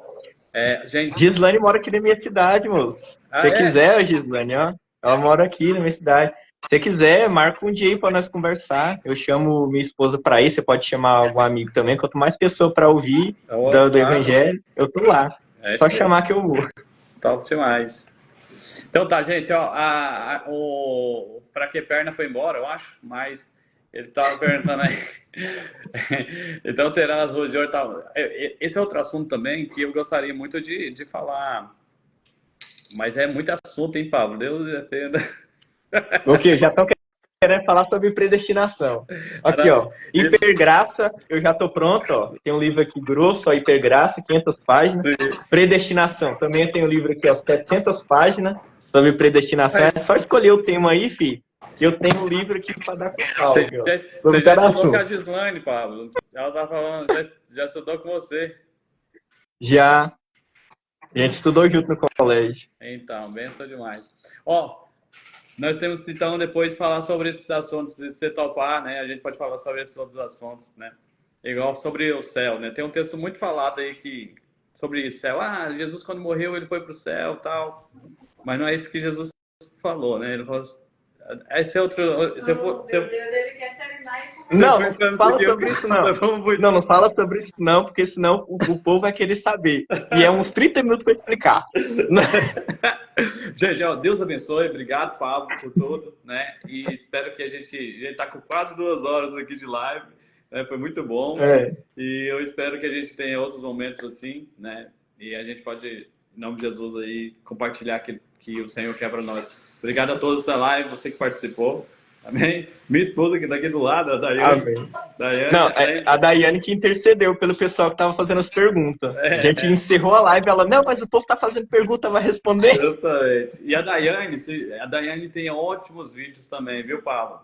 A Daiane, ela tem alguns devocionais, ela tem um dom também de ministrar o evangelho, né? Depois, se alguém se interessar, Vai lá no Insta da Daiane e você vai ser muito edificado lá, né? Tem muitas palavras lá abençoadas, em nome de Jesus. Deus abençoe, hipergraça, hiperpaz. Depois nós vamos falar sobre hipergraça e sobre outros assuntos, se Deus nos permitir. Amém, Pablo? Amém. É só chamar que eu Show. vou. Tamo junto. Deus fique com Deus. Falou, hipergraça, hiperpaz e até mais.